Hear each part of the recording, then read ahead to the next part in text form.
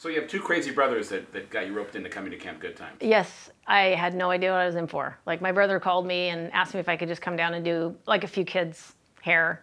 And I got there and I was at a table all by myself. And they brought a dog to the table because nobody was biting. And so they bring a dog and I spray painted the dog with polka dots. And they walked him around the camp. And so then slowly kids were coming down and, okay, I'll do my hair. And it went from that to now the lineup is out into the middle of the field.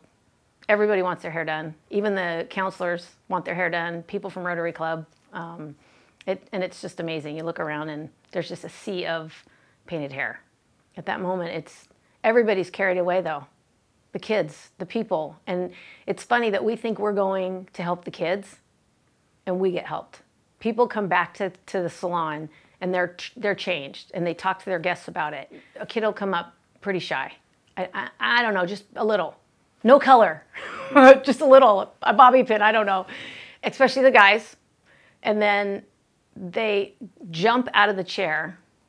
You give them a mirror, they look at their hair, they can't believe it. They're like, awesome, and they're high-fiving each other. And then they run off and it's all over. Like just the rest of the day is an amazing day. You know, I think that probably the part that is really touched my heart about me doing camp was Gene Juarez's willingness to see my passion and understand it and completely support it. I think that they never, ever hesitated year after year. It got to the point where the managers were asking me, when is camp? And I think that's pretty amazing that a company would support me like that. And I really appreciate Gene Juarez and their heart for doing that. And they donated everything, hairspray, bobby pins. There was one year, even the people that couldn't come to camp, they were up in the back room on their spare time, making brooches and clips for the kids' hair.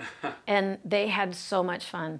So they got to be a part of something bigger than what they are. And not even knowing how amazing, the kids just loved them. So again, I just want to thank Gene Juarez for supporting me all those years, never questioning, and going above and beyond to help these kids. It's a good company that has a heart like that. I can't believe how strong those kids are, you know, when they go to camp, and they don't complain about their cancer.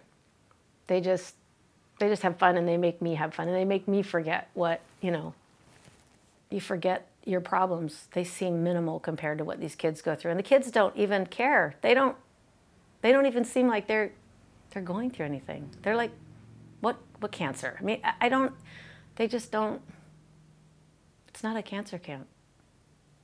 It's not. It's a life camp. It's joy.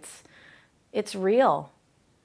I think that when they come up to me and knowing what they're going through, and they're so full of joy, and you use the word grace, and that's unmerited favor.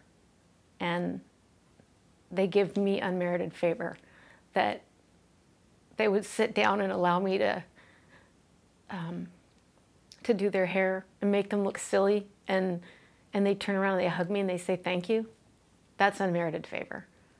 Because what I'm doing is really not, to me, it doesn't seem like that big of a deal. And yet to them, it's everything. It's a moment in time where they don't think about anything but except how cool their hair is. And they can run around and show everybody. And they're like superheroes. And they just, they give me grace.